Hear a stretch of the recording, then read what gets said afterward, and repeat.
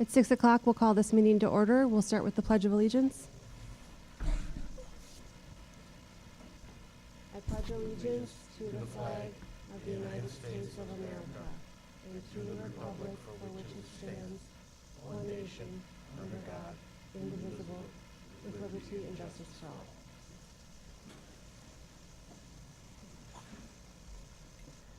This meeting of the East Troy School District Board of Education and all other meetings of the board are open to the public in compliance with state statute.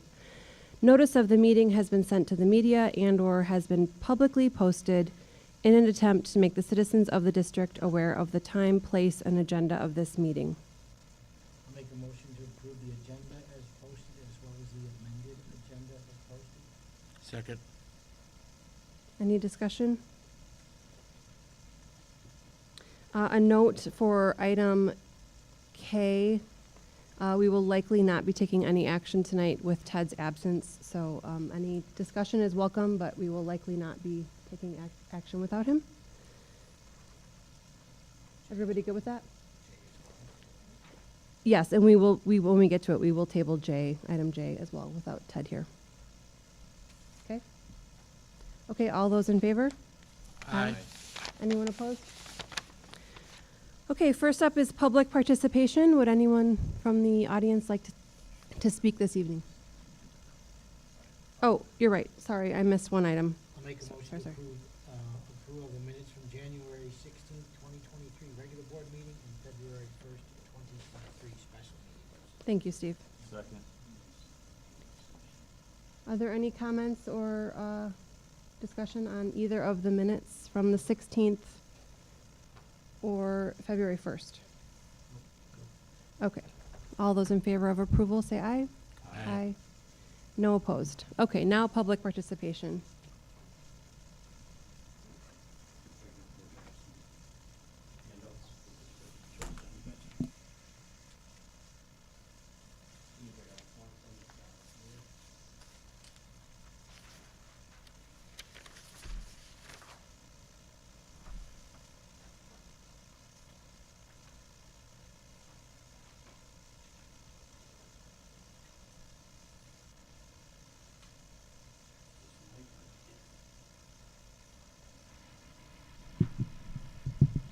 Everybody hear me?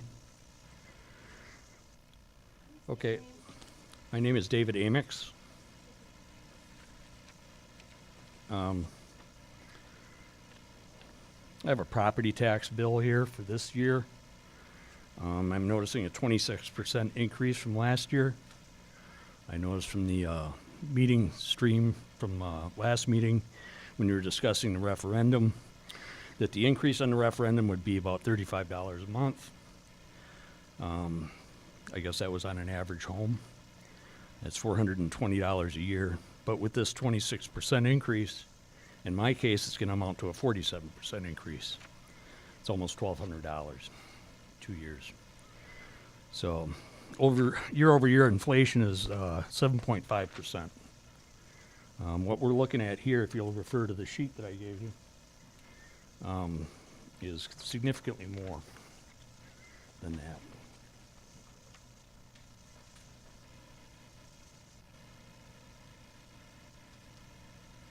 Crunching these numbers, first of all, I want to say that they came from NCES, which is a government site. If there's any discrepancies on this, then by all means, please let me know. Did a side-by-side comparison because in our subdivision, a lot of the people go to McWanago schools. And you can tell before the referendum, we're looking at about an 11% difference per student's expenditures. And then you can see the breakdown for instruction. You'll take note, maybe actually coincidental, but 4 and 5 are about 10% more in East Troy. And then if you go down to the bottom to the report card scores, that's roughly the same. That being said, I've had some discussions with one of the candidates for the board. And we went through quite a few things that I'll get into in a minute. I'll just let you know that I lived in Milwaukee for a period of time. And along with this increase in taxes this year, when I was in Milwaukee, they used to go through and up our assessments about $20,000 every 2 years to get more money, okay? And then when I was in South Milwaukee at one point in time, I got taxed at 102% of the assessed value. A lot of that was before Act 10. But what I can say is that right now my tax bill with a $1,200 increase if the referendum passes, if they were to come through and raise that to like 90% on that assessed value rather than 79%, I think you can see that it'd be a rather large increase. The other thing is assessments. You know, if the assessed value goes up, that would increase it even more. So I guess what I'm getting at here is that we're looking at a rather large increase, and I'm just wondering whether or not you took into consideration that 26%, for example, if I'm indicative of the entire community, that you've already received. And if so, whether or not the referendum is even needed. Talking with one of the candidates, we talked about synergies of scale, and I don't think there's a correlation between expenditures and results or scale. MPS spends about $14,000, which you'll see is approximately what it will be after the passage of the referendum, and yet their school system meets fewer expectations and has a score of 59%. The U.S. is also #1 in the world, developed world in expenditures, but 23rd and then just recently slipped to 30th in proficiency.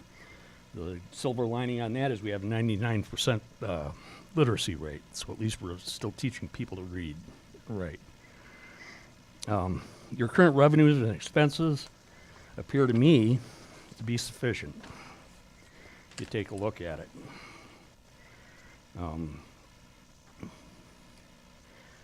Operational referendums, in my mind, I don't know why they even exist. You have a budget, that's your budget. That's what you're working.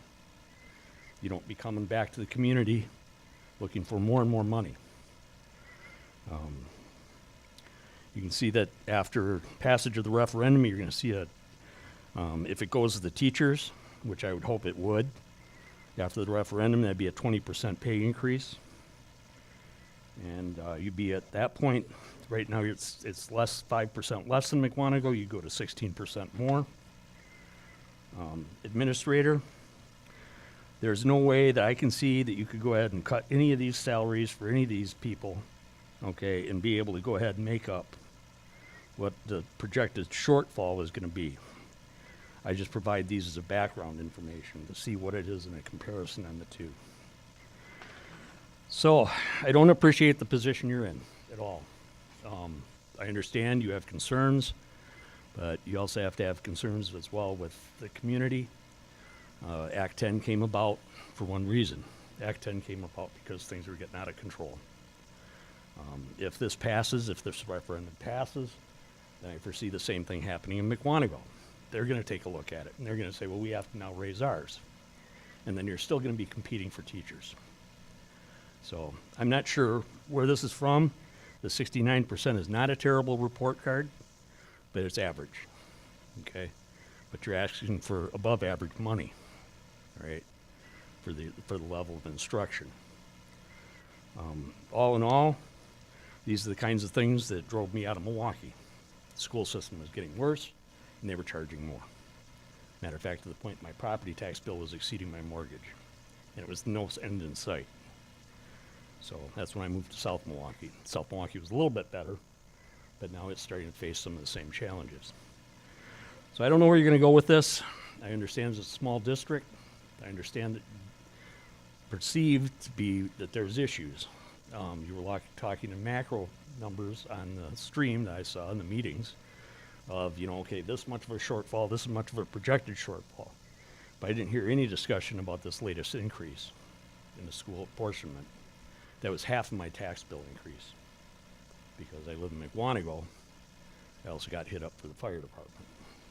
Okay. So, big tax increases, eventually for somebody, especially people that are like myself that are retired. At some point in time, it drives people out. And by the same token, you also have to keep the standards of your school up. I understand that as well. So I appreciate your time. Again, these sheets are up there for anybody that has any interest in it. I left my name and my email address up there, and I'll be contacting the superintendent's office because I have some questions regarding the amount of money that's out there for the difference between the 15,000 in revenue and the 12,000 in current expenditures. I have a feeling we're still paying off on a prior referendum. It's kind of what it appears to me. I also have concerns about the fact that this referendum, again, is for operations. I see the purpose of a referendum as being for things like fixing the schools, taking care of roof leaks, taking care of security concerns, those sorts of things. That kind of thing I can get behind, you know. I could also get behind for perhaps an increase if you were to say, okay, we're going to merge with Palmyra, okay? And so we need some money, some startup money for that. But in order to be able to continue to keep coming back to the community for more and more money, doesn't make any sense to me. The state of Wisconsin and how much Wisconsin gives you doesn't make any difference. You're still getting the money, and the money that I see compared with McGuanago is enough. It's sufficient. You have more than enough. So anyways, I'm willing to listen, get feedback from you on email. I did put in something to the board president on the website. I haven't gotten a response yet, but I'm looking forward to hearing from you if you have any other things. Otherwise, as it stands right now, I just can't vote for this. I'm sorry. Would anyone else like to make a comment?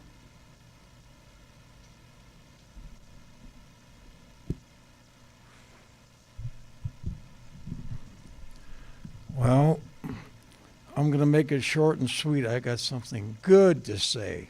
I was at the East Troy Regional, well, it wasn't East Troy, it was Evansville, Regional Wrestling Tournament on Saturday, and we did good. We had 8 guys that are going to sectional, and only other team that's got 8 guys going to sectional was Whitewater, and there's 13 teams. I kind of thought they were wrestling out of their minds because I've been watching them all year, and they were not very good, I didn't think. In conference last week, there was 13 teams. I'm not sure where they came out, but they didn't do very good. I think they only placed 4 people. So they're going to be wrestling in sectionals at Evansville next Saturday. I want to come out there and support them. My grandson, Chris Garcia, is one of the wrestlers on the team. We had wrestlebacks. If anybody knows what wrestlebacks are, it's when there's somebody like, for instance, I think we had 4 guys who were in 5th place, and there's a guy in 4th place. If they beat him, they could take his 4th place and go to sectionals. 3 or 4 of those people did that. And so we, in wrestlebacks, I think we had about 6 different people. So we did really, really good. Give those guys a round.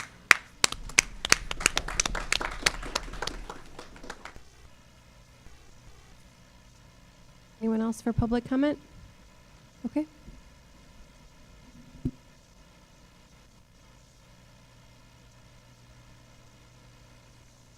So my name is Elwin Jones. Lived in McGuanago for 25 years and then moved to in East Troy School District 7 years ago. So I don't have any children in the school here, but I am concerned about this referendum. Like David, I am on the verge of retiring, and so I'm going to have a fixed income. And I'm a little concerned about a couple things. One, namely, being the amount of money that's being paid to a district administrator. I think that's high. Elected officials don't even make this much money, so I'm very concerned with that. And I understand school administrators a lot of times are degreed individuals, especially master degree, and I understand that. But it's not my responsibility to pay for somebody's schooling. I'll stand on that all day long. So You take out the loans, you can pay the bill. So I'm concerned because every year that I've been in the East Troy area, my taxes have increased. Last time exponentially. And there comes a point in time where people get very frustrated, and I don't know that the results are there.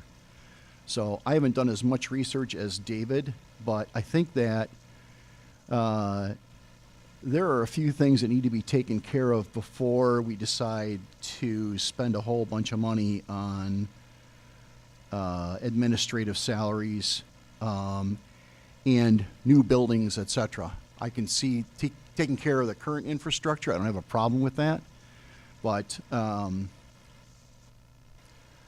don't see the school systems growing fast enough for us to be building all these fancy school buildings.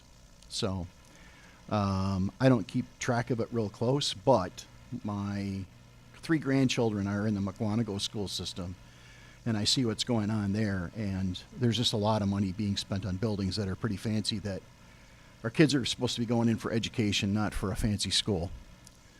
That's just my opinion. I think that there are a lot of areas in the United States that could use a $3 million referendum amount and put it to very good use, as opposed to where we're at right here. So in my estimation, I mean, I understand Dave's numbers here. I just looked at a couple things at home online, and for my household, the vote would be no.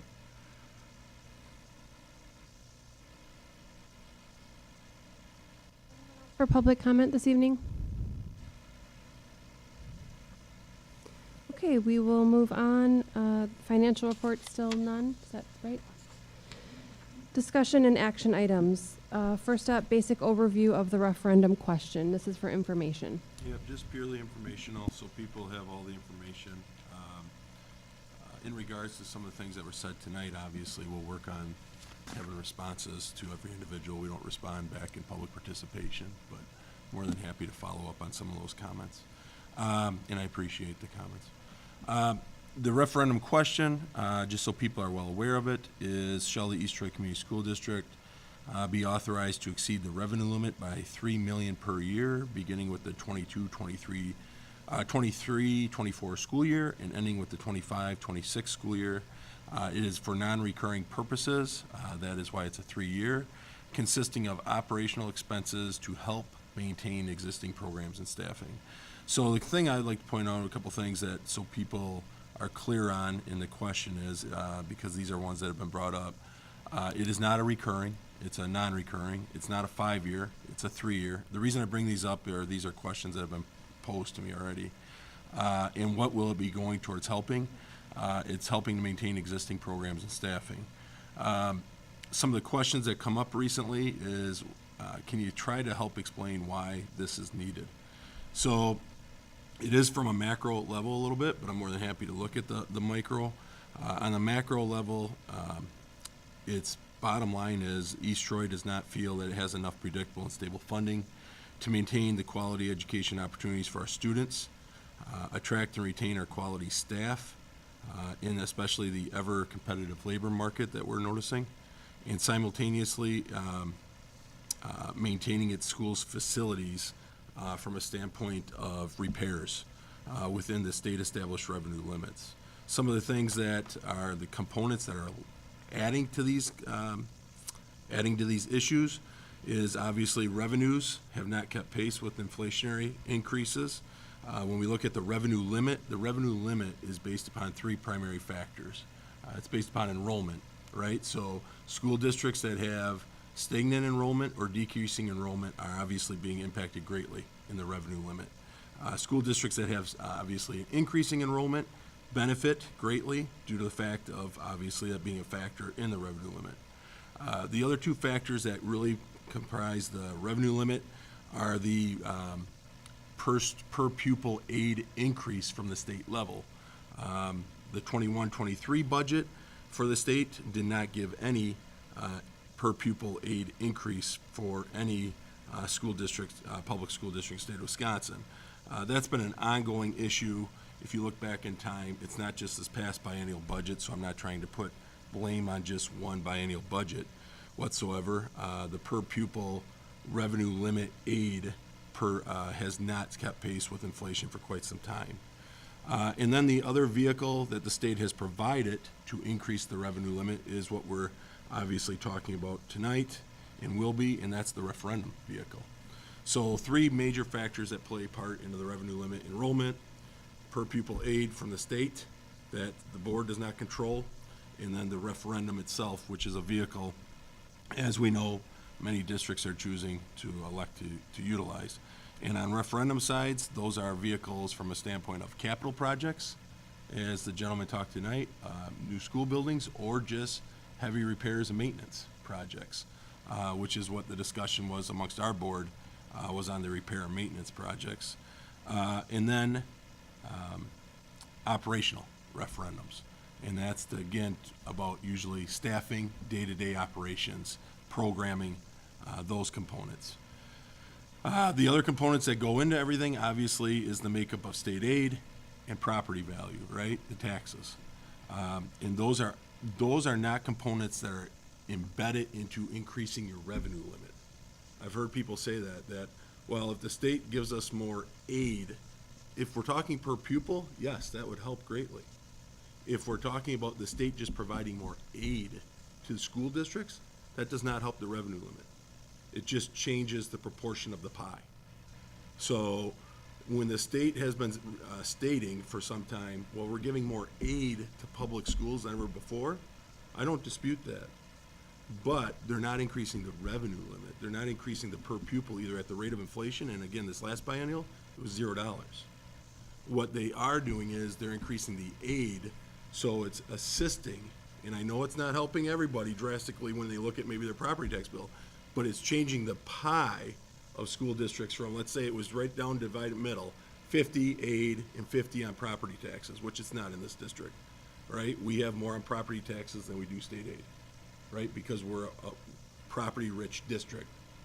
People can debate that and go, that is only dependent upon a certain property in our district. I understand that, but on the formula, it's based on property wealth.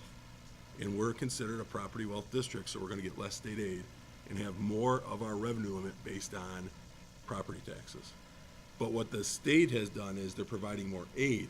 So they're trying to reduce how much property taxes are going towards funding public schools and provide more aid in the pie.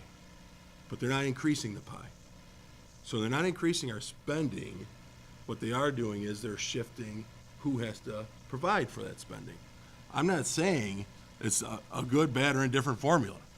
What I am saying is I'm trying to help people understand when they're always like, you're getting more aid than ever before. That's, you know, they hear that from the state, and I go, the state is providing more aid to public schools than ever before. But per pupil spending has not been at inflationary for some time, and it was $0 this past biennial. Again, the revenue limit is affected not by state aid. Property taxes are affected by state aid. The revenue limit is affected by enrollment. It's affected through per pupil aid increase, and it's affected by school districts that have successful referendums or not, if they elect to use that vehicle to try to go above the revenue limit. So a couple of major players in why is this needed. Again, I'm going to go back to revenues have not been keeping pace with inflationary increases from the standpoint of the revenue limit increases on the per pupil. This last biennial budget of the $0 per pupil was a significant factor in regards to adding to our additional structural deficits. Special education reimbursement aid. If people were to go back and look at special education, at what it was being provided for aid decades ago, and obviously probably less needs, to be quite frank, right? So needs have increased over decades in special education and what's being provided in services, and aid has not. So we finally have gotten to about 30% reimbursement aid. Now, what does that mean? We get reimbursed 30% of our special educational services. We get reimbursed the next year after that at 30% rate. So people always say, well, what about the other 70%? The other 70% is made up through our general operational fund. Now, I just had a parent say to me, that's like picking and choosing then, Chris.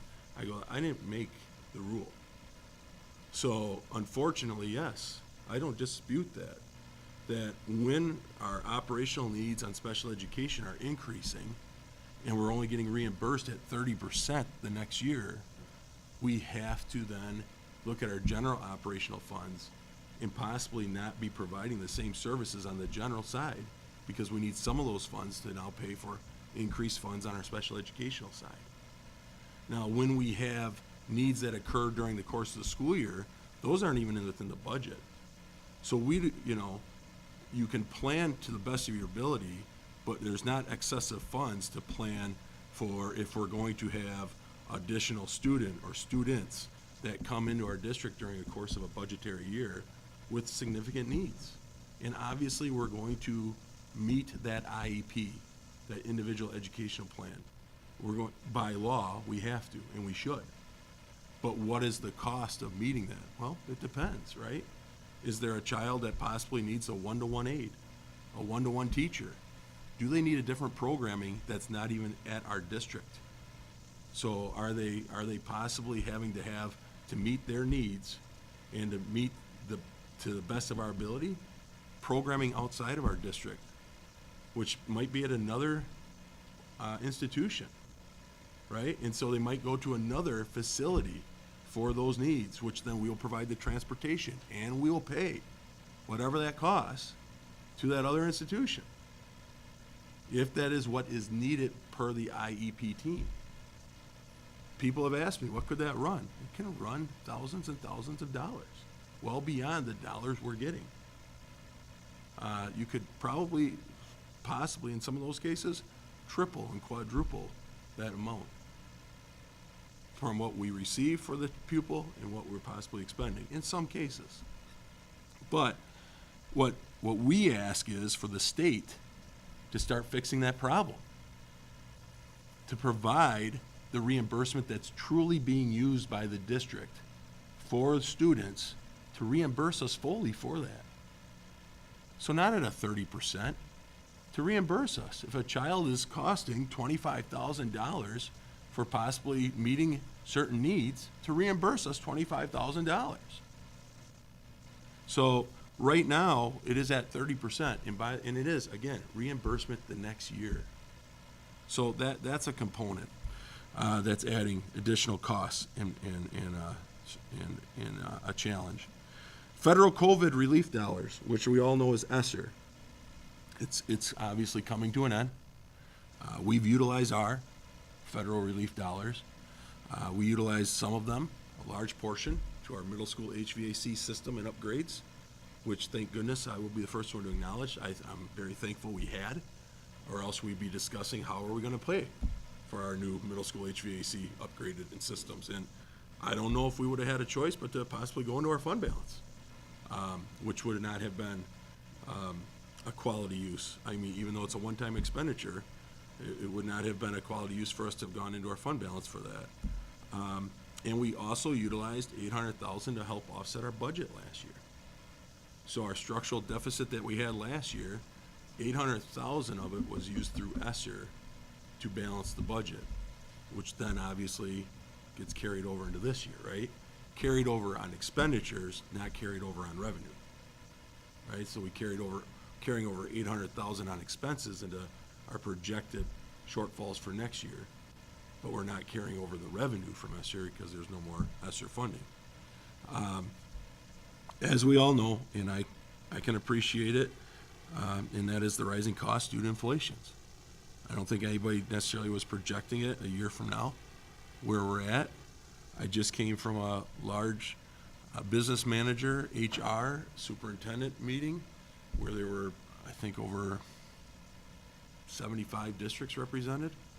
And the heavy discussion at that meeting was, how are people talking about the sustainability of their district from a standpoint of attracting and retaining their staff in the coming year to years? In those districts, all the discussion around that day, I have the sheet, that large-scale discussion that day was about, what are people anticipating and projecting for possible salary increases? What are people projecting and anticipating for health insurance increases? Who has operational referendums passed right now? Who does not have operationals passed right now?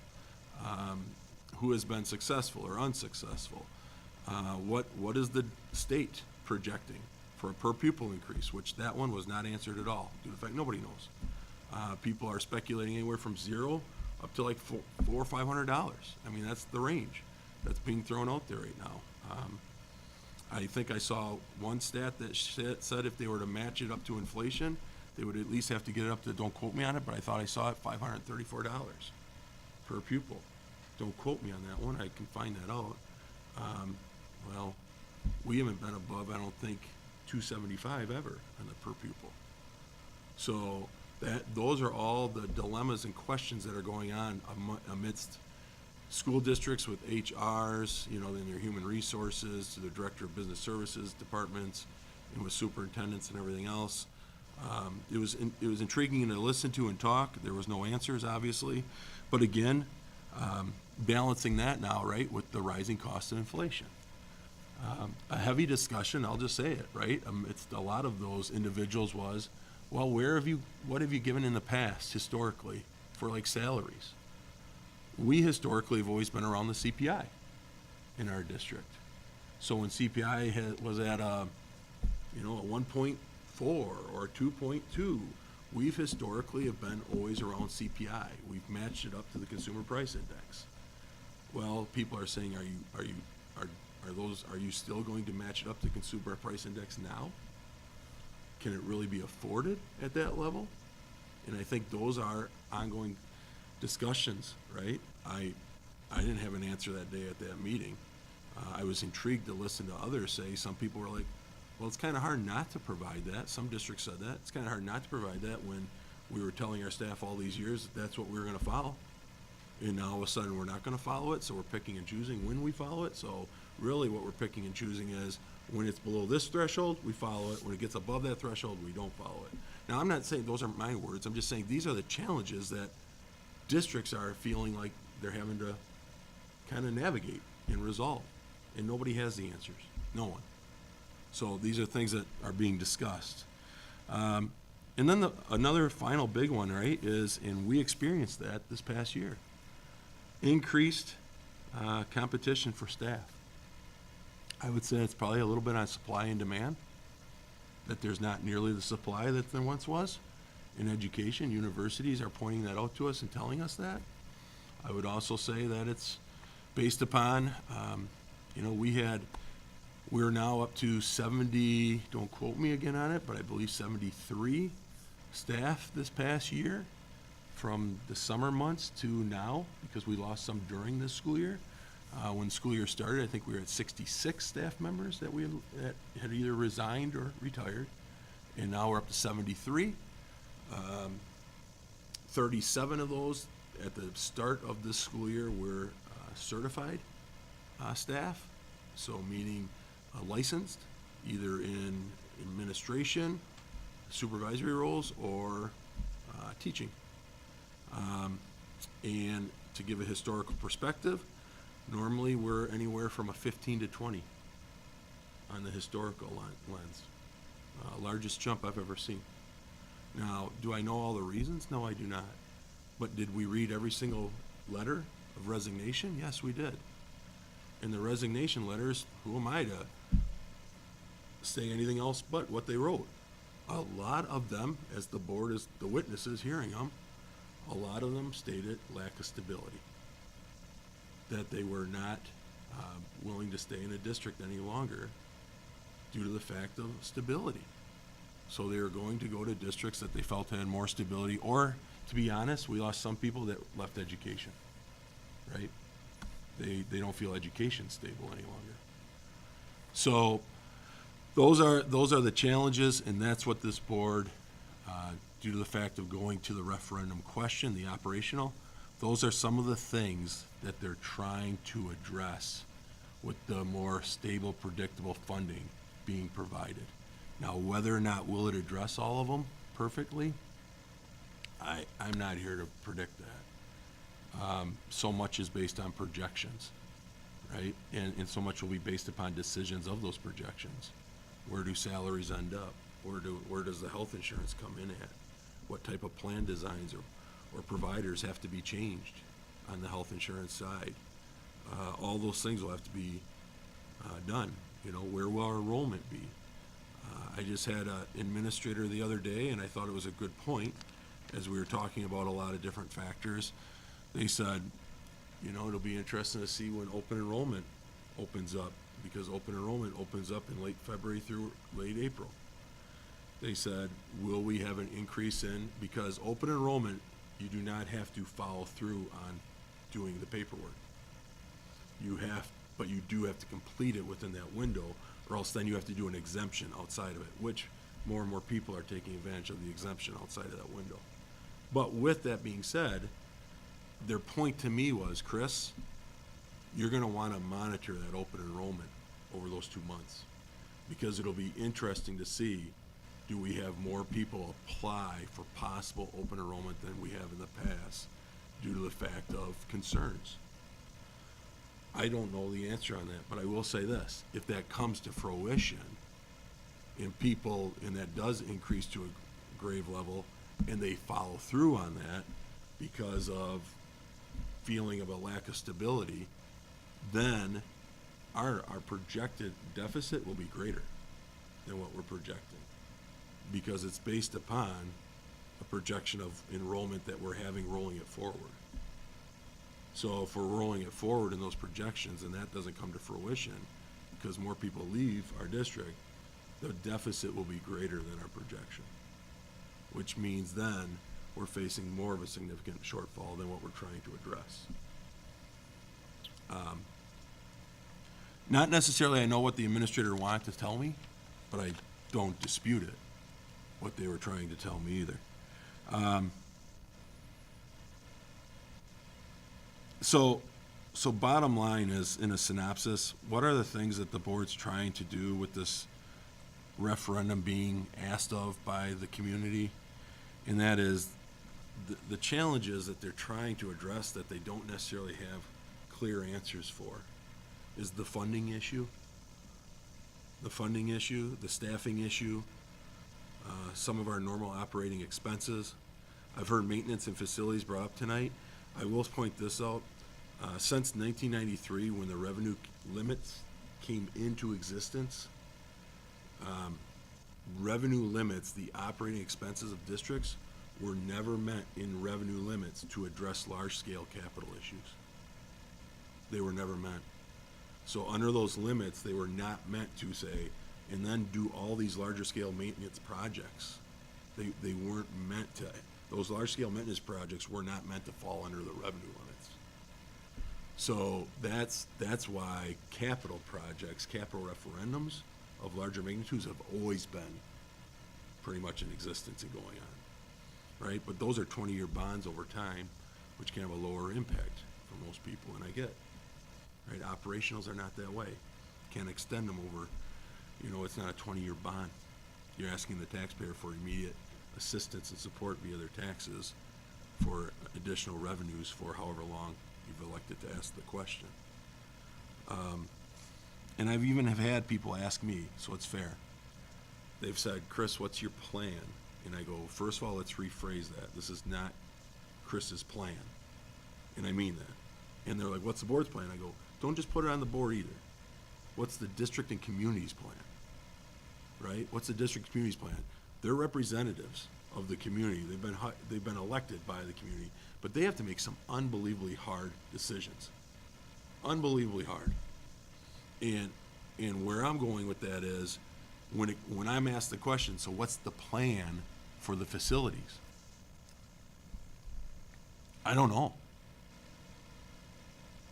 There's the honest answer, right? We've identified, with the help of others and with internally, and our operational subcommittee, Dale and Steve, we've identified the needs.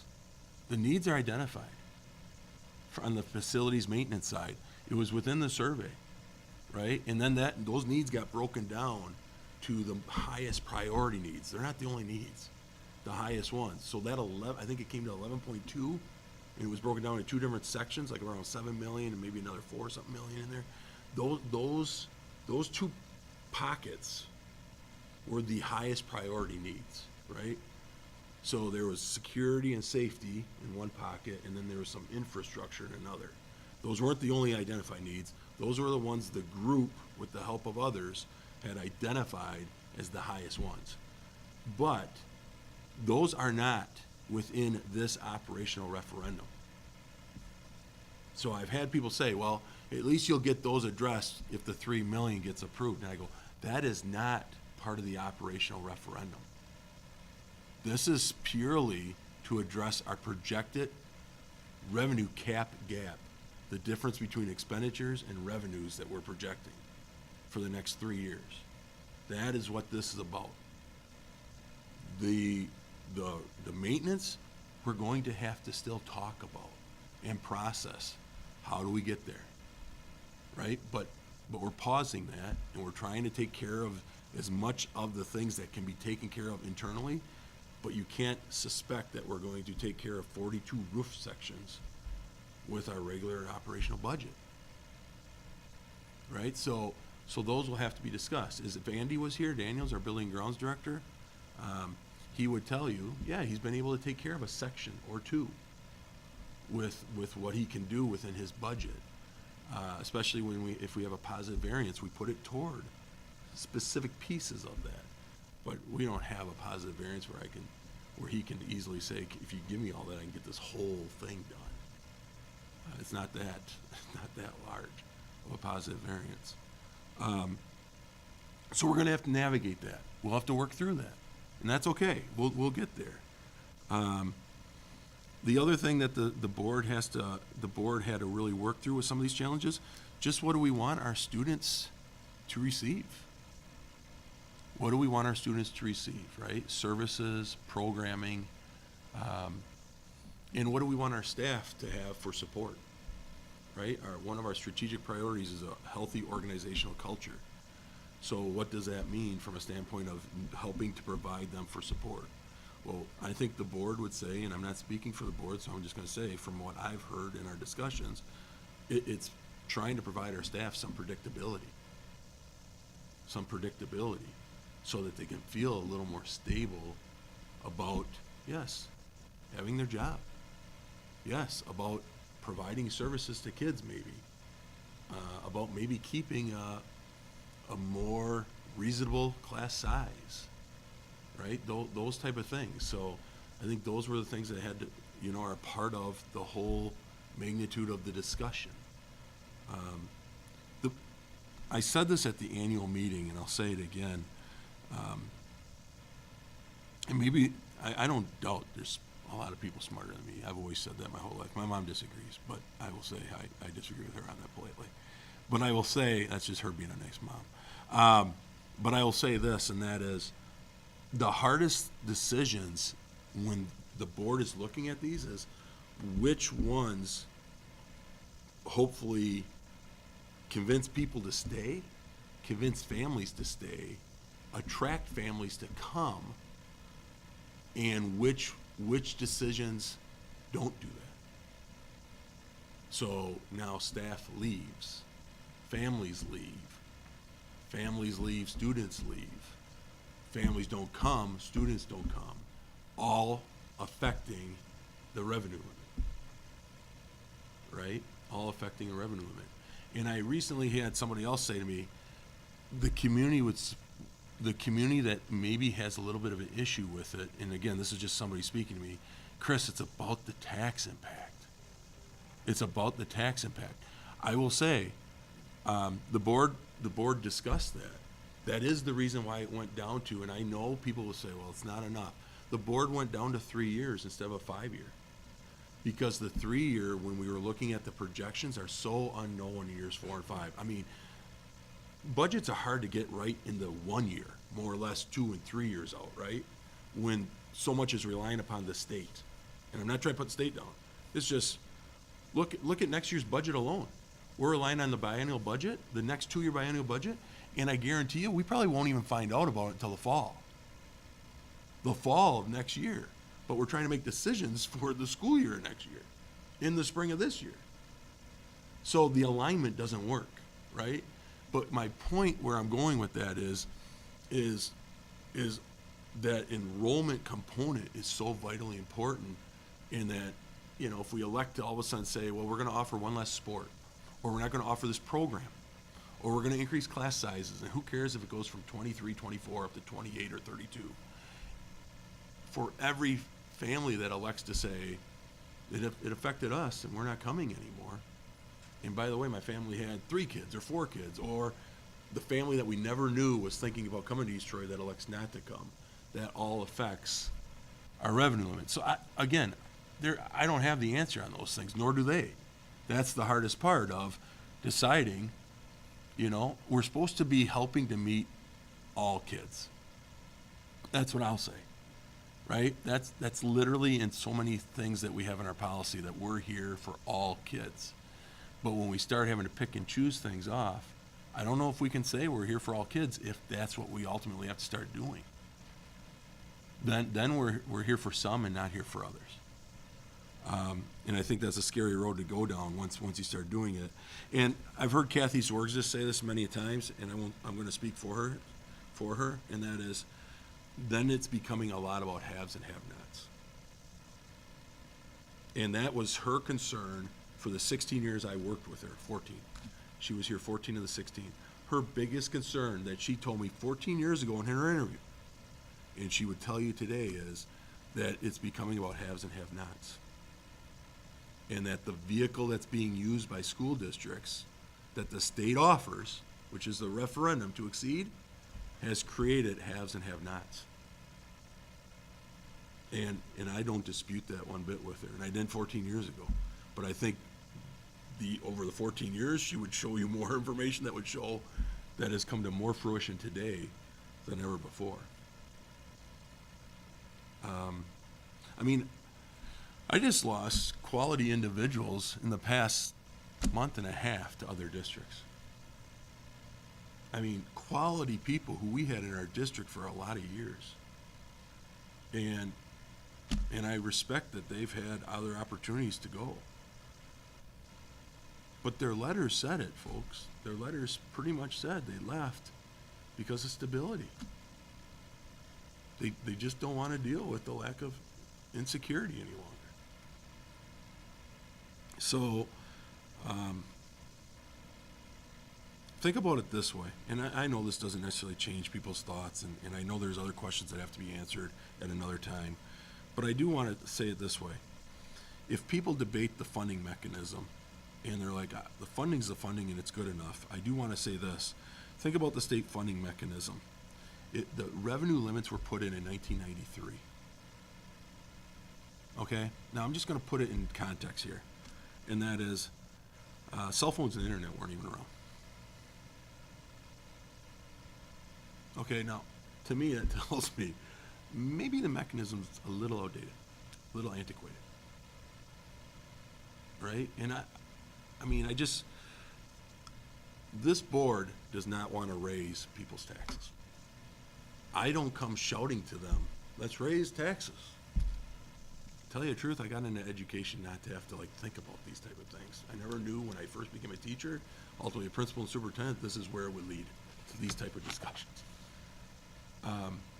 But I will say, for us not to have to go to referendums and ask people to support a certain product in our district, state funding's got to change. It's a state funding.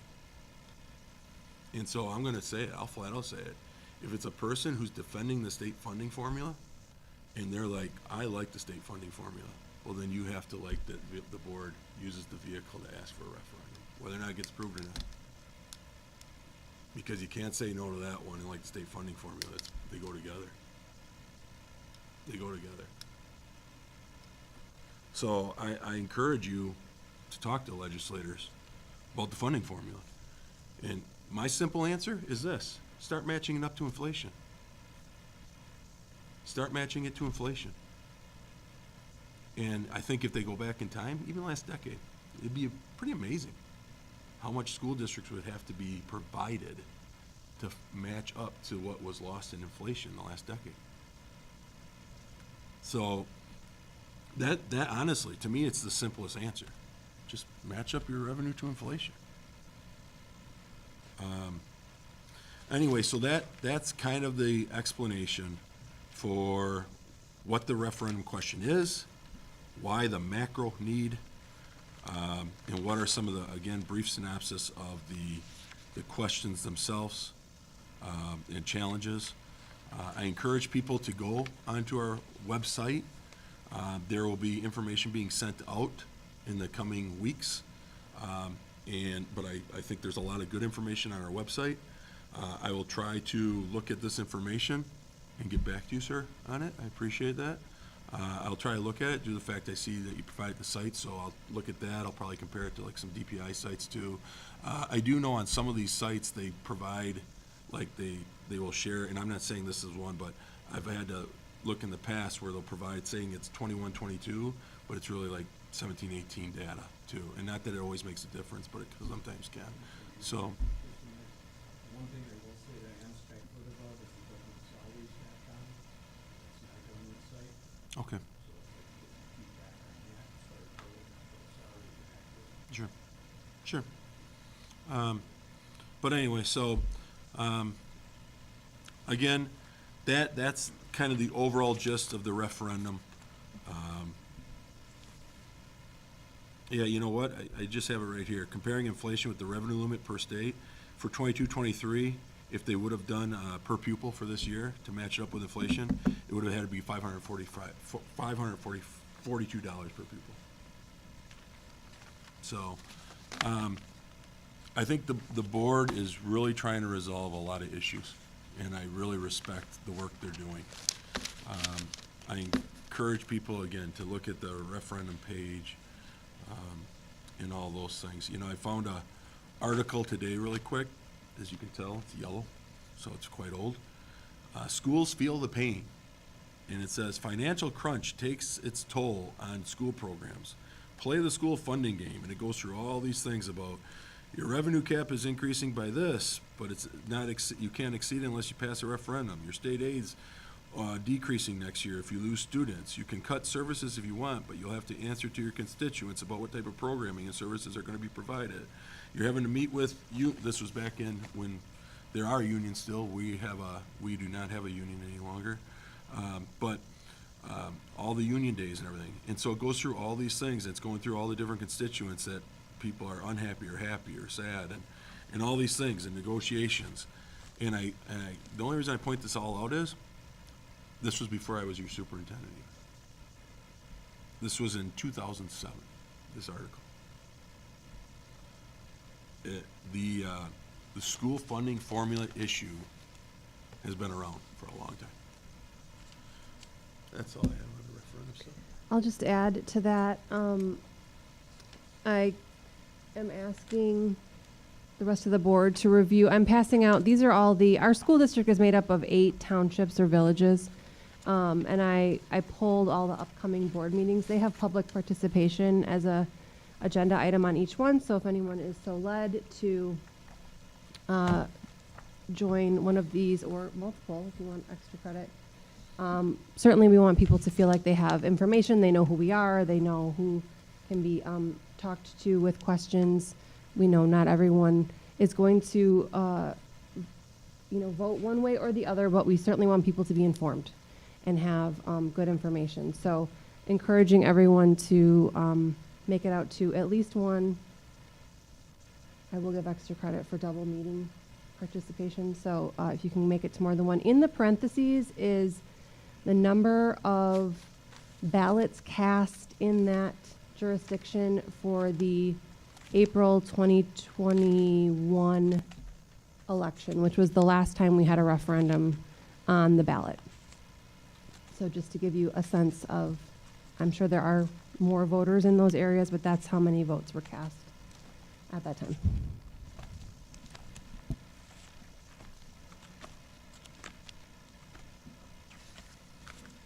Okay, next is staffing recommendations. Yeah, let me find my stuff, I apologize. Thank you for coming. Let's see here. I have one in your packet. I'm not sure if there's any more tonight by any other administrators. So the one in your packet tonight that I have is Miss Amy Jenquin. I am recommending for the board to approve. Amy went through a thorough process with us, and we are asking for her recommendation to be the next Director of Business Services in our district.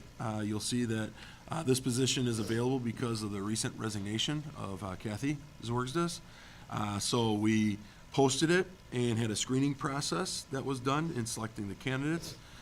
Throughout the selection of the candidates, then we did an interview. The interview team consisted of Mr. Wertz, Ms. Vospanchek, Ms. Jones, Mr. Daniels, Mr. Modrak, and myself. Cindy Brunsma and Kirsten Knopf, who are also involved in that department, were asked to be on it. They have politely declined and said they would just prefer to meet the candidates but not have to be on the interview team, which I respect greatly about that. We did the interview process. It consisted of, I believe it was actually about 24 questions in regards to it, some situational, but primarily more on covering their background, best practices, leadership and supports, knowledge in regards to obviously district and school finance. They had to do a personality quiz that we like to do to make sure that we always like to, amongst our entire administrative team, we've all taken the personality quiz to find out and hopefully to make sure that we're well balanced and that all the same type of personalities. And then they had to do a post-interview written quiz, which was related specifically to Director of Business Services functions.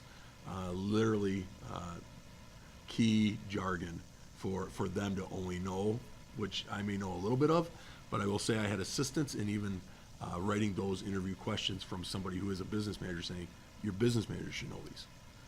And they said that's the key. They need to know these 10 things. So they did complete that. We reviewed, obviously, the candidates' responses and materials. The whole interview team did reference checks, which were glowing for Ms. Jenquin. And a little bit of a candidate summary that I just want to provide to you was she has her bachelor's degree in hospitality and tourism management from UW Stout in 1999. She received her master's in school business administration from UW Whitewater in 2018. She's currently serving as the payroll coordinator in the school district of Beloit since 2021. She completed 2+ years as business manager in the Sharon School District, and she served as school business management intern for 10 months in the Greendale School District prior to all of that. So at this time, it's my recommendation to the board to approve Amy Jenquin as our new Director of Business Services. If she's approved, Amy has already been coming in on occasion, but her official start date will be March 1st. And we're working out a transition plan where Kathy's been great. She's been available for Amy during school hours, after school hours, and will even be available to her after March even to come in after she's got probably a list of questions after being on the job for a few months. Kathy said she'd be more than happy to come back and work through those questions.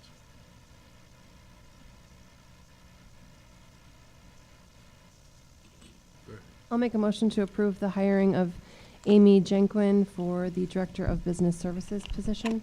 I'll second that. Any discussion or questions?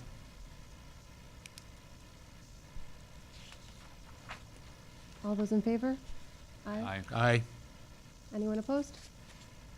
Okay, motion carries. Thank you. Is there any other recommendations tonight? No? Okay. Approval of donations. In your packet, I believe we have one. And this was to Prairie View Elementary Music Department. It was a generous donation of $1,000 to our music education program at Prairie View from the Mockingbird Foundation. So at this time, administration would like to recommend approval of this generous donation. Make a motion to approve the generous donation of $1,000 to the East Troy Prairie View Elementary Music Department from the Mockingbird Foundation. Second. Any discussion? All those in favor say aye. Aye. Aye. And anyone opposed? Okay, motion carries. The RVA agreement. Yeah, as you know, we've been members with RVA. Don't quote me on it, but I think we've been an affiliate member since 2020 or 21. RVA stands for Rural Virtual Academy. It's a way for us to provide virtual learning experiences for students anywhere from the 4K through 12th grades. But it does require a full year commitment of any family that's interested for their child or children. So it's not one of these things for just an occasional class. It's literally a full-time virtual learning experience. Now, one might say, so what's the advantage for the school district? We are able to count the child as one of our students. So we are able to still count the child. So if it's a resident student in our enrollment, instead of losing them possibly to open enrollment, which they would have every opportunity to do, we now are hopefully provided them an opportunity where if they wanted to do something virtually full-time, they could elect to still have courses and all their classes full-time virtually, and they would still count as our student, but we're not providing the staff to any of the programming whatsoever. With that, what we're recommending tonight is we would like the board to agree to us going from an affiliate single-year agreement to an invested multi-year agreement. And with that being said, the rationale is this. We started with the affiliate single-year agreement because when we began this back in 20 or 21, we were unsure if we would have any interest, right? And so we're like, why would we get into a 5-year commitment when we're unsure about, which, if anybody's even gonna be interested in paying this out. So we stayed with these single-year agreements, but now through having been in it a few years and recognizing we do have a few families and kids that take advantage of the RVA full-time. This past year, we had 3. Currently, we have 3 students. So as you'll see, I put in your packet, 3 students at the RVA tuition rate still is less than $2,200 approximately, less than the open enrollment out that we would pay, right? So what we would pay if a child elected to go open enrollment out and doing this through RVA and allowing them and keeping them in our membership, we're saving our district basically $2,250 still per child by doing that. Also, I'd like to believe we're showing a good faith of trying to work with all families in regards to providing programming in the way in which they want, right? So it's not just about dollar figures, but I will be honest, it would be about heavy dollar figures if it was costing us an extensive amount of money more than open enrollment. But it's really, it would be a savings. If we were not to elect to do this, the families that choose RVA now could elect to do open enrollment virtually elsewhere.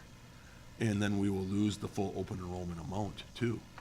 And again, I don't think representing that we're trying to work with families either. So I put together that spreadsheet that just shows that if we were to go with the invested multi-year agreement, it's actually cheaper than the remaining affiliate, because the remaining affiliate has a set amount of dollars, which we kind of put at the top there for the tuition rate. The invested partnership is based upon all the partners in RVA, and then they obviously see if they filled all the seats, which they have every year. There's a waiting list. But if they do, then obviously they're anticipating it would be about $3,500 per student in that membership. And if that's the case, we'd be paying out, let's say, around $13,500, depending upon how many kids are in it. But if we use our current numbers now, and under the current remaining affiliate 1 year, if we had three students in it, we'd be paying almost $21,000. So we're saving our district by doing this multi-year next year. If it would even remain 3 kids, we'd be saving our district $7,000 plus. So our recommendation is, now that we've been in it for a few years, we know that we've had success with it. It's a quality program that we're happy with, the outcomes. We have families taking advantage of it. We say that we should go into the multi-year. Now, a good question probably, and I'm gonna beat you to it, would be, what's the multi-year? Right? And so it's 5 years, but it's not 5 years for this first one, because they're not putting us into a new 5-year. They're putting us in with all the other multi-year school districts already. So this would end at the end of 2025 already. So it's basically a 2-year right now. And then we would have to elect to determine, will we be in the next 5-year multi-year again? So in a way, it's a perfect time for us to try to go into this with a 2-year multi-year deal. And then we'll elect to whether or not do we want to do the next 5-year multi-year after that. And it looks like you had a question. Well, that was one of my questions. But my second question is, what happens if these 3 students, choose something different? They want to come back here physically, or we only fill 2 of the 3 seats, or it sounds like we're sort of pre-committing to We are. some seats. So I guess Yes. my question is twofold. If the number goes down, how does that play out? But also, if we need 10 seats next year, I'm assuming that's fine, but there's always a You bet. certain number of seats even available, so. Yes. So we're committing to the 3 seats for sure from the previous year. Now, if there would be more people interested than those 3 seats, up to 10, we've sent out a letter, and that is people have to get registered in advance. The people who are already in RVA have seats next year if they elect to want them, and obviously we'll pay the amount to RVA. People, if there were to be 7 more families, 7 kids interested above that for 10, they have to apply within the window, and then, depending upon how many other districts, because RVA is quite large, how many other districts, how many seats they have, they would defer whether or not did they get a seat or not. That's why they have to meet the exact timelines for applying. So not everybody who applies does get a seat. So I think what I'm hearing you say is if if additional seats are obtained by students within our district, we would pay this rate Yes, additionally, no guarantees that anyone else can have a seat. that's correct. Either way, really. Yes. But Yep. I'm okay with this. I think it's a deal.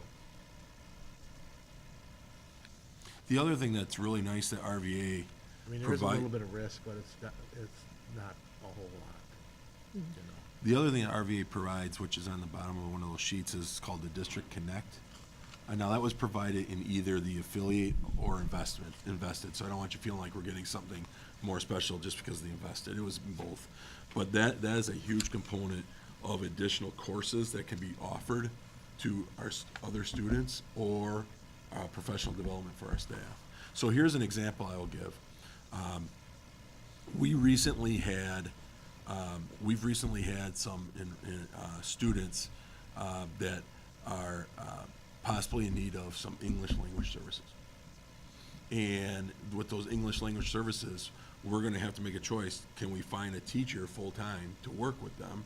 Or could we possibly use RVA and have RVA meet our assistance for our resource in providing the English language service? And so that would be through the District Connect component of this. So there's components there that we honestly feel, based upon how our demographics are changing and the needs and services that are needing to be provided, we feel District Connect is going to assist us a lot and honestly pay return on its investment very quickly.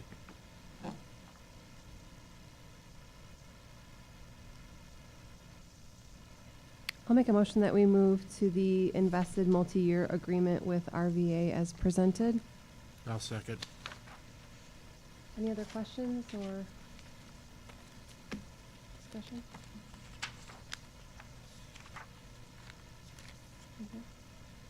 Okay, all those in favor? Aye. No opposed. We will move on. The East Troy Middle School Planning Guide for discussion and action. Hey, Sarah. All right. Yeah, so feels like it's been a little bit, a couple months, since we presented the high school planning guide to you. For those of you that are a little bit newer, the middle school planning guide has only been around for a few years, so it's still kind of new in its infancy in terms of planning guides. Hasn't been here as long as our high school planning guide. But there are some updates to it, not a lot, so that's why I didn't make a handy dandy sheet for you, because there just wasn't a lot to update in it. Some of the updates in it were around staffing. So with new people means new contact information. So there's new information in there for the Director of Pupil Services, new information in there for the new principal, new information in there for our dean and counselor as well. So all of that was updated. And the leadership in that building, if you look in the beginning of the guide, there's like a letter that's kind of supposed to be like a written way to kind of welcome students into, hey, this is what the guide's about. And so that's been updated as well.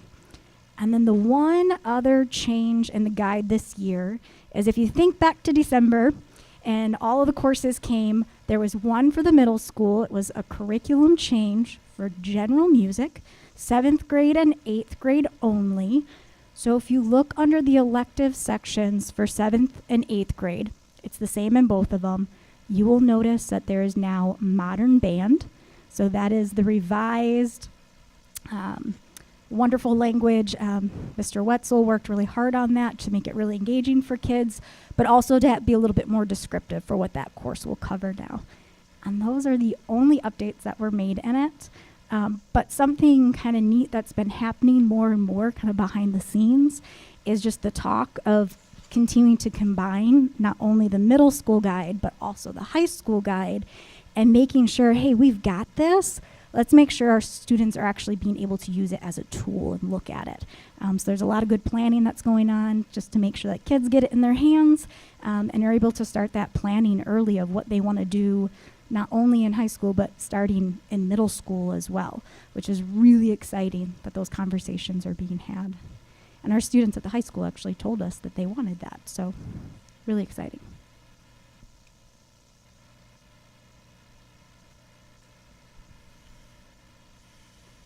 Right ahead when I got it and looked for modern band. I was like, I think that's the only thing, but I don't know. That is, yeah, that and the staffing updates were the only things, but very exciting. Like, I don't know, I want to take it.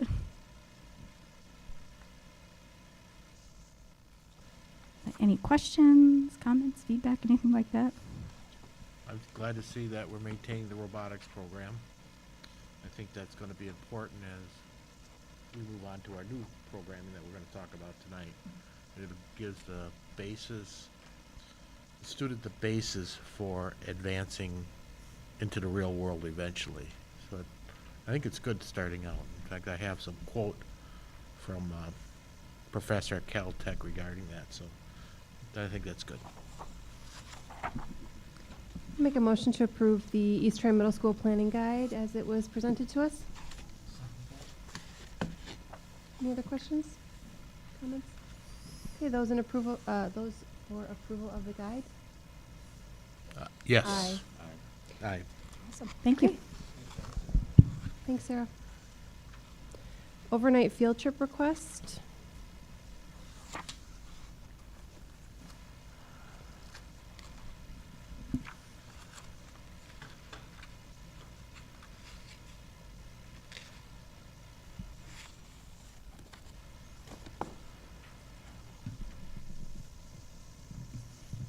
Good evening. You should have 2 overnight field trip requests in your packet.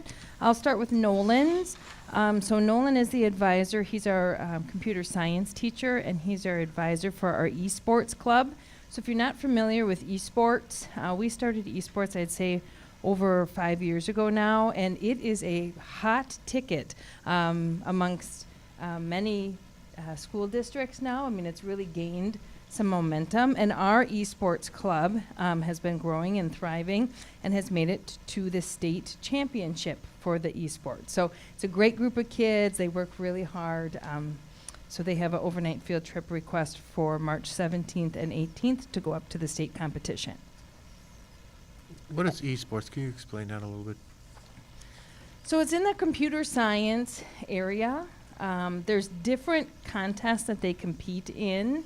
Some of it is like video game development and a lot of things I don't know much about, Dale. But they Okay. they do a really, I mean, it's pretty complicated things that they're doing, and they do it very well. So Okay. a lot of it, I think, is video game orientated. Okay. Thank you. Yep. And then Ryan Mansky oversees our Hunch program.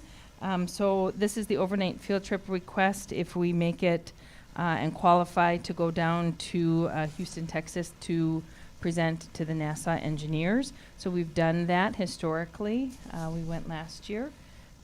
So hopefully we qualify and make it again. Ryan thinks we will, hence the request to go April 16th through the 19th to Houston, Texas, to the Space Center.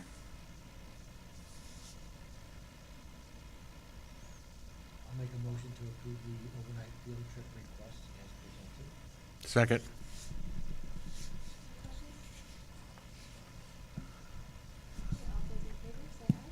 Aye.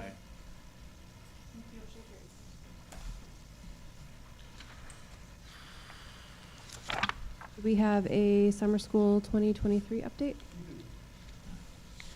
Amy typed it up, so I'm just gonna pretty much read it verbatim. So we currently have a total of 21 in-district educators who are interested in facilitating a summer school class. Additionally, we have 3 out-of-district educators who've taught summer school in the past and are interested in returning in the 2023 session. So 21 in-district, 3 out. At this point, the numbers outlined above will allow us to offer the following: approximately 8 courses at Little Prairie Primary, 8 courses at Prairie View, and 8 courses at the middle school. Some staff members will be teaching in both buildings and/or more than 1 course. At the high school, we have staffing to support credit recovery, agriculture leadership, credit creative writing, and band offerings. For historical perspective, during the 2022 summer school session, we offered 8 classes at Little Prairie Primary, but we had 11 classes at Prairie View, not 8. We had 12 classes at the middle school, not 8.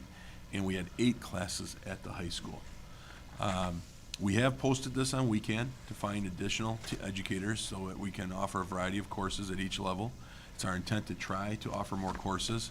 If you recall, if we go back even a few years prior to that, it was even much greater. Pre-COVID, we had much greater numbers in course offerings and staff that was interested in teaching. But as of the morning of February 9th, Amy told me that they have not received any other applicants for summer school at this time. So the goal is to secure the staff and finalize offerings that the course guide can be distributed to families by mid-March. So that timeline's coming up soon where we're gonna have to just make a decision if no other applicants are interested. And registration will be planned for April 3rd through the 21st for families for summer school. Is there any questions that you have that you'd like me to take back to Amy? Okay. Okay, next, school board candidacy for the primary, February 21st, 2023. Yeah, just a quick notice, I think probably most people are aware, but that we have a primary coming up on Tuesday, the 21st of February. Due to the fact we have 1 school board seat open, we have more than double the candidates that are interested, which resulted in a primary. So for the seat, it is Steve Lambrick's seat, and the candidates that are on the ballot are Mr. Kevin Bong, Mr. John Lightfield, and Mr. Steve Lambrick's. I read them in the order. If people are like, that's not alphabetical, that's the way they are in the ballot drawing. So Mr. Kevin Bong, Mr. John Lightfield, and Mr. Steve Lambrick's. From there, the individuals that receive the 2 highest amounts of votes will move forward to the April 4th election. Okay, administration and supervisory contracts per statute 118.246. Yeah, that'll go into executive session. Evaluation of district administrator, we're going to table tonight due to Ted's absence. We want him to be here for that. Negotiations pertaining potential sale of approximately 1.75 acres of school district property. That'll go into executive session too. District administrator report. Yeah, a couple things. First off, let me just jump to the second part. And Dale, on the vision for the CTE, per board member request, I'm asking for your patience and if I could table that, due to the fact there's just been a little bit going on. So I can appreciate and I'll work with, but I haven't even had time to meet with the necessary people that I think should also be a part of that discussion, right? So I'd like to table it. I'm hoping for March, but we'll see. There's just been a lot going on in regards to staffing and other things, so. Yeah, I understand. No, and I appreciate that, so, but I we'll know keep it that. on the docket and we'll definitely get back to it, so we can talk about it, okay? Just a comment on that is Yeah. that, I think it shows the community that we're just not sitting here doing nothing. And Agreed. I gotta give you kudos for just taking it up. You know, we've been working on this for a couple of years now almost, and just you having the vision to recognize it and then to move forward. I wanna recognize Stacy for her ideas in this thing. So, I mean, for the community or anybody to say that we're not doing nothing, that we're not trying to help ourselves, that's simply not true. We are trying to help ourselves, and I think it's a very good direction for us to go. Thank you, Dale. Yeah, I agree, 100%. And, you know, one thing I will say off of that, see, now I'm gonna go with it. And that is just so much of where our career and technical education, along with other programs in our district that aren't necessarily even aligned on CTE side of it, right? They come from the feedback of students and families. That, you know, besides people working to identify what's the next need for students today and tomorrow, it's from having discussions with local businesses and partnerships, right? And it's from having discussions with families and looking at surveys of students and their interests.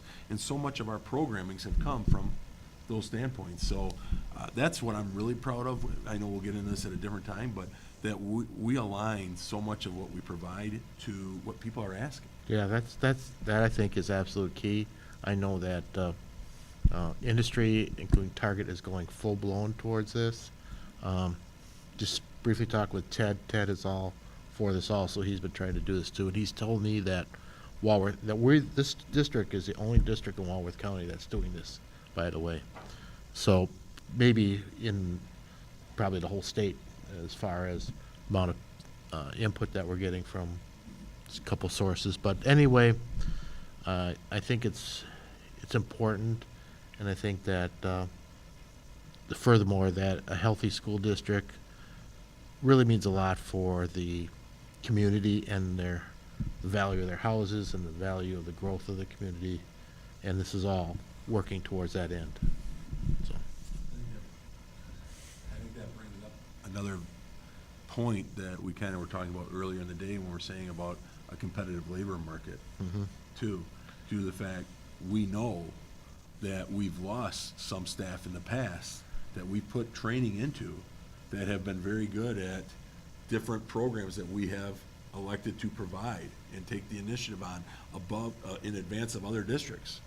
And then other districts Recognize it and they have grab. recognized it, and they've started those programs, but then they have taken They had the our staff that already is up to speed on it. and they've taken our staff. and they're just. And that's just the competitive market, I Right. get that. But that's another thing in which I would say education has changed quite a bit. Well, And totally. that is the if you want to use the word poaching of other staff towards, instead of saying, let's spend years training, why train? Let's go get an individual that's already been trained and can move the program immediately forward in a different district. But then what does it do to us in our district, right? So, and some of those, if people are like, well, why didn't you try to keep some of those individuals? We did try to negotiate. It comes down to, again, how far are you willing to negotiate, right? Costs. Some of those additional contracts that some of them got are just not in our realm of providing. And it's not that we didn't want to. You have to then balance it with, where do you draw the line with all the other employees that you're trying to navigate and provide fair and equal pay to. So, and, you know, could also destroy your culture as much as you're trying to improve your culture. Yeah. So, good, thank you, great stuff. Sarah Eckert reminded me, and I got this too, but that from Teaching and Learning, their updated planning guide is on the website with the new PLC course in that as well. So what Stacy said, because she didn't come to the mic, I'm kidding, kiddo, I'm speaking honestly to the families that are listening, and that is that the new middle school planning guide, or are you saying the high school?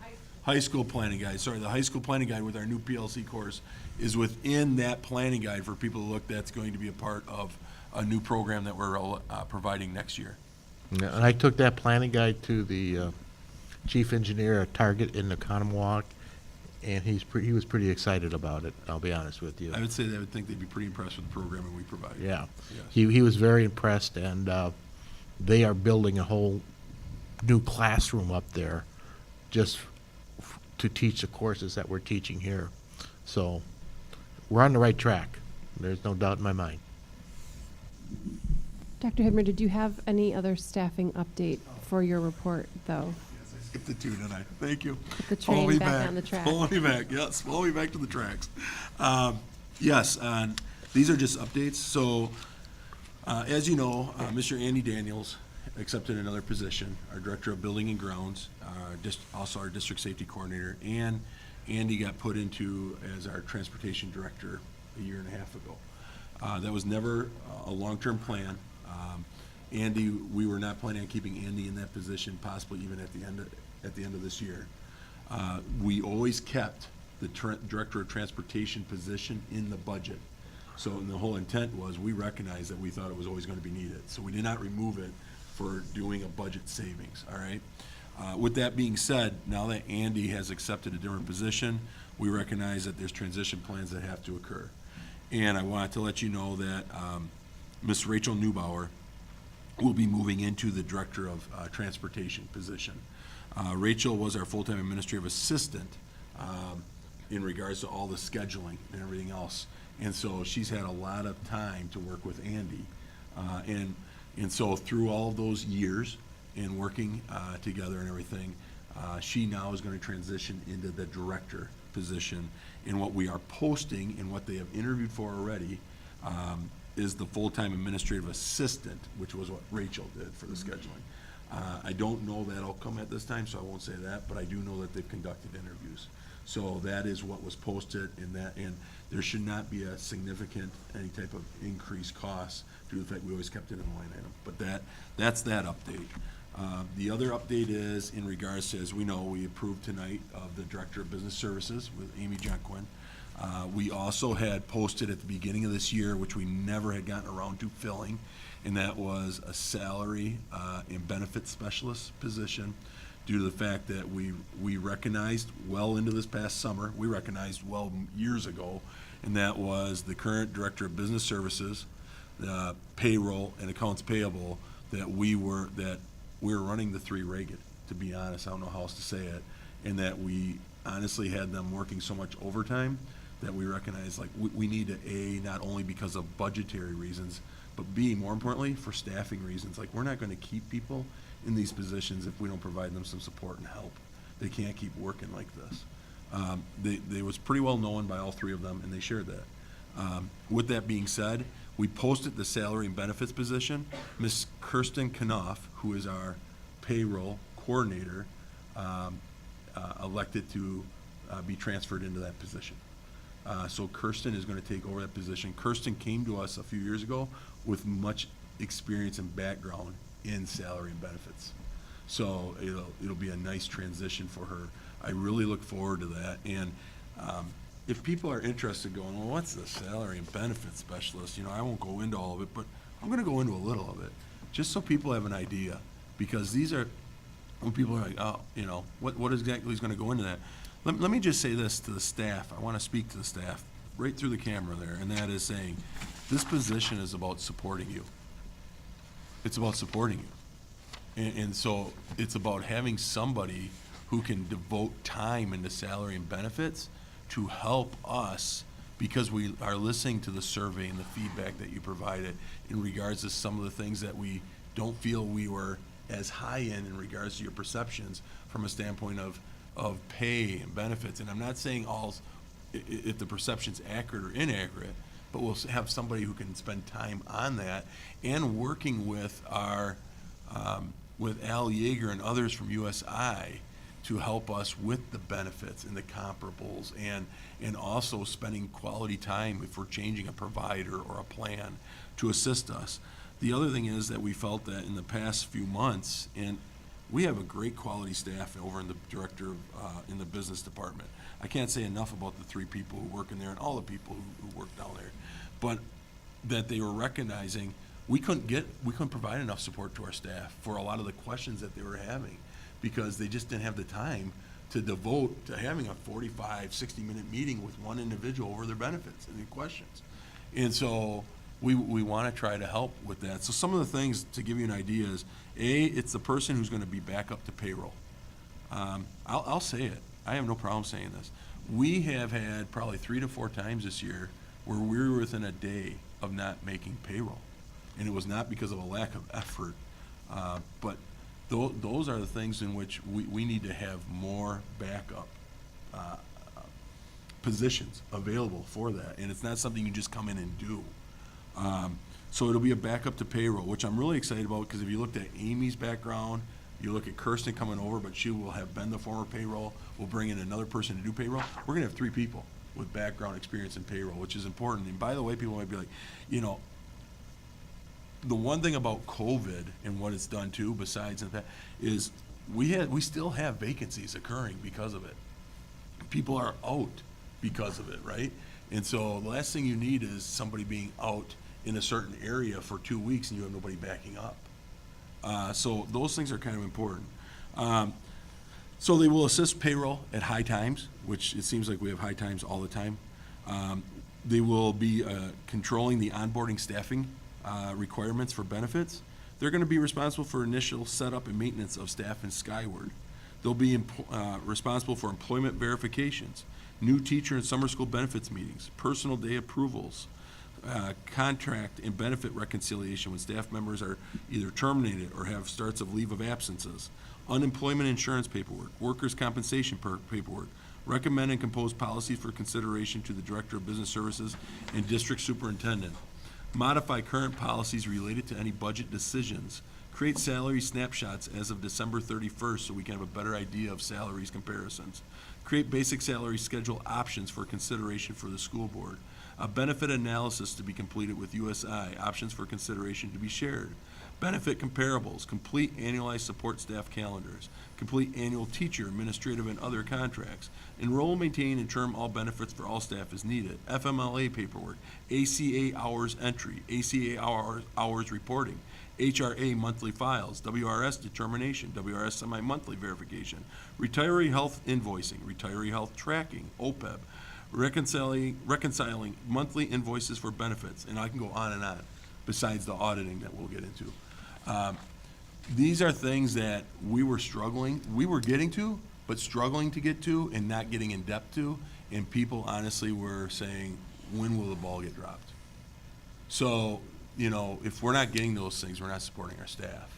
And we're not, you know, we're probably not we're managing more than leading and getting out ahead with some things. And some of it is, yes, we don't have an HR department. So we're trying to overcome a little bit of that. And this is what really woke my eyes up to it, was when Kathy came in one day and she said, if you're struggling with whether or not we need this position, she goes, here you go. And she goes, this is the new compliance check up for East Troy Community School District.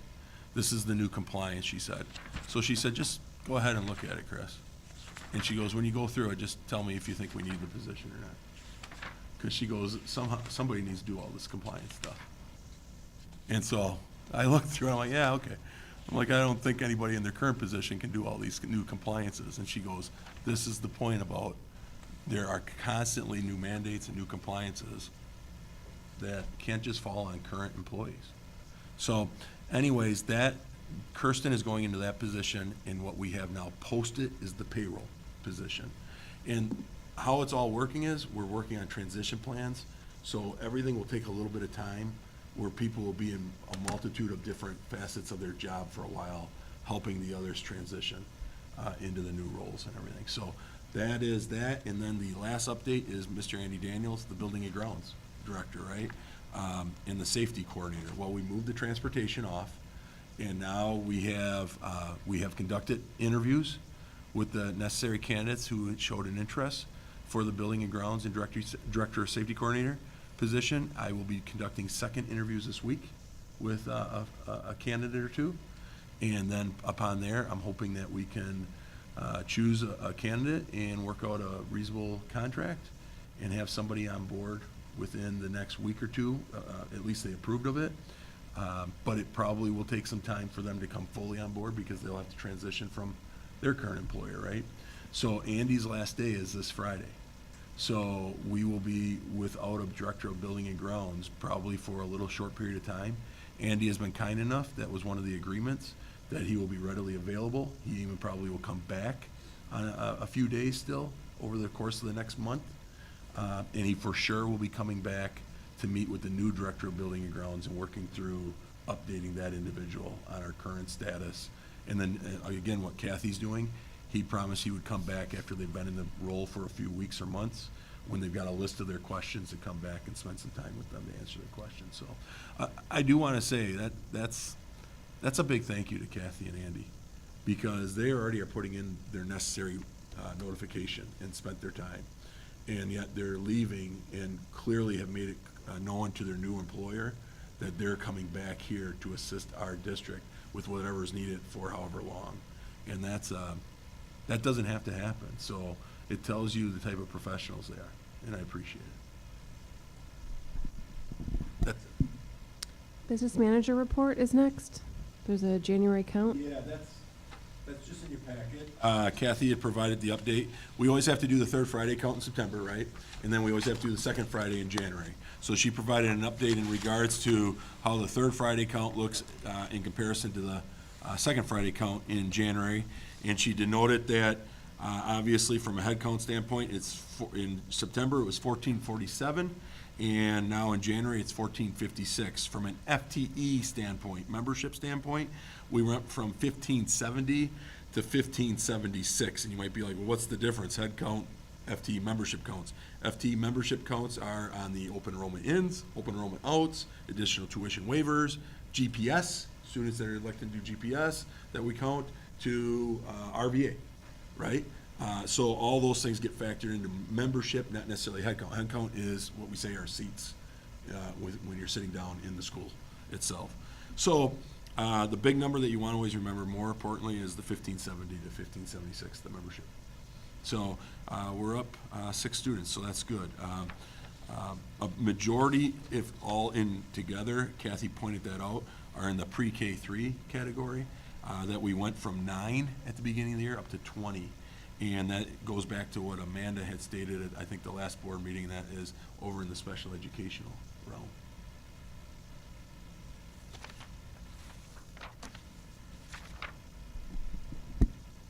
I don't see any other reports on the agenda. Does anybody else have one?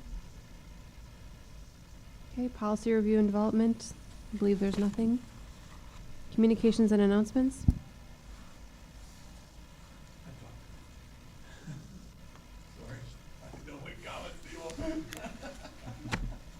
Anyone have anything for future items?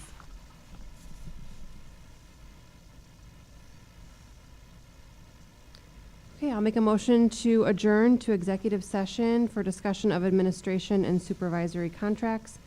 We've tabled the evaluation of the district administrator and deliberating or negotiating the purchasing of public properties related to negotiations pertaining potential sale of approximately 1.75 acres of school district property as provided under state statute 118.246, 19.85.1b, 19.85.1c, and 19.85.1e. Second. Roll call vote. Steve? Yes.